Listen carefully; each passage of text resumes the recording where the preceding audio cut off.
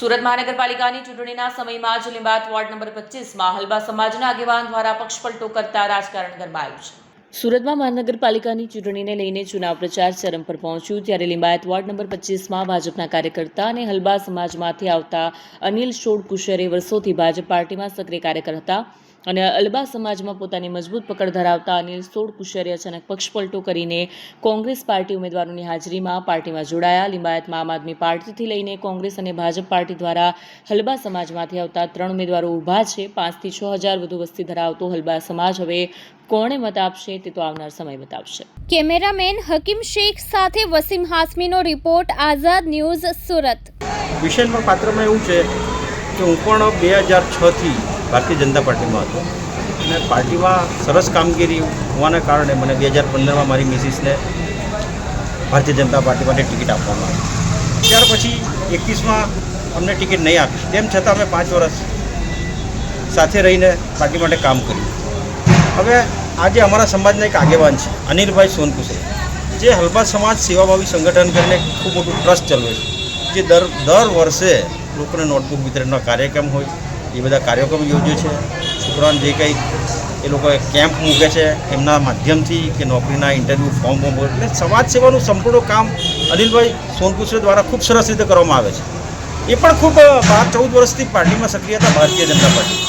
પણ ક્યાંક ને ક્યાંક હમણાં એમણે કીધું એ પ્રમાણે કે આ પાર્ટી જે અટલ બિહારી વાજપેયીના સમયમાં જે પાર્ટી હતી એ પાર્ટીની વિચારધારા કંઈક બદલાયેલી હોય, જે પ્રમાણે એમણે કીધું. અને મને પણ કંઈક એવું ફીલ થાય છે કે કંઈક વિચારધારા ભારતીય જનતા પાર્ટીની બદલાઈ છે, જેના કારણે એમને પણ રસ જાગ્યો. મેં એમને કીધું કે તમે આવો, સમાજનું કામ કોઈ પણ રાષ્ટ્રીય લેવલના પક્ષ પરથી આપણે કરી શકીએ અને આ એક સારી સંધિ છે. મેં કહું તમારે પણ એક પીઠબળ મળી રહેશે.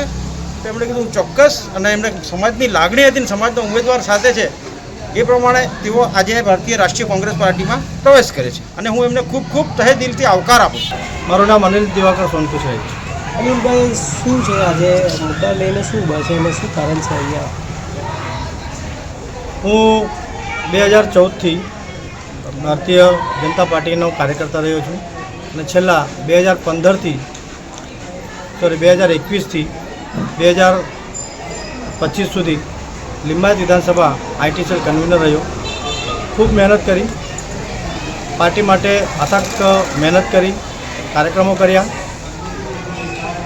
જે અટલજીના સમયની જે ભારતીય જનતા પાર્ટી હતી, જેમના જે વિચારધારા હતા, આજે એ નથી. આજે પાર્ટીમાં ફક્ત હાજી હજૂરી કરવાવાળા અને એમને હામાં મળવાવાળાની કદર થાય છે. સિનિયર કાર્યકર્તાની અને મહેનત કરવાવાળા કાર્યકર્તાની કદર થતી નથી. મારી સાથે પણ એવો જ અન્યાય થયો છે અને એનાથી હું નારાજ છું. અને વ્યક્તિગત રીતે અને સ્વતંત્ર રીતે હું નિર્ણય લીધો કે હું ક્યાંક ને ક્યાંક મારા રાજકારણને અહીંયા સમાપ્ત નહીં કરીશ અને આગળ વધીને લોકોની સેવા માટે હું ભારતીય રાષ્ટ્રીય કોંગ્રેસને આજે જોઈન કરું છું, જેથી કરીને મારી સેવાઓ અવિરત ચાલુ રહેશે અને સમાજ માટે અને વિસ્તારના લોકો માટે હું અવિરત સેવા આપતો રહીશ. આ જ અપેક્ષા સાથે આજે હું રાષ્ટ્રીય કોંગ્રેસમાં પ્રવેશ કર્યો છું. ચૂંટણીના સમયે તમે કોંગ્રેસ પાર્ટીમાં જોડાયેલા છે, એના વિશે શું કહેવા માગો છો? મારો એમાં વ્યક્તિગત કોઈ સ્વાર્થ નથી. ફક્ત સ્વાર્થ એટલો છે કે સમાજ આજે ક્યાંક ને ક્યાંક દિશાહીન થતું હોય સમાજ ક્યાંક ને ક્યાંક આજે દિશાહીન થવા જઈ રહ્યું હતું. તો સમાજને એક સારી દિશા આપવા માટે સમાજની સાથે એક યોગ્ય ઉમેદવારની જરૂર હતી અને આજે અમને ભારતીય રાષ્ટ્રીય કોંગ્રેસમાં શૈલેષભાઈ પરાતે જેવા એક સારા એવા ઉમેદવાર મળ્યા છે.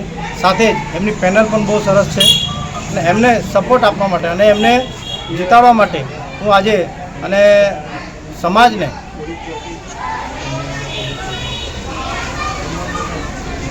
અમને શૈલેષભાઈ પરાતે જેવા એક સારા એવા કાર્યકર્તા ઉમેદવાર મળ્યા છે, જે હલબા સમાજના એક સિનિયર કાર્યકર્તા છે.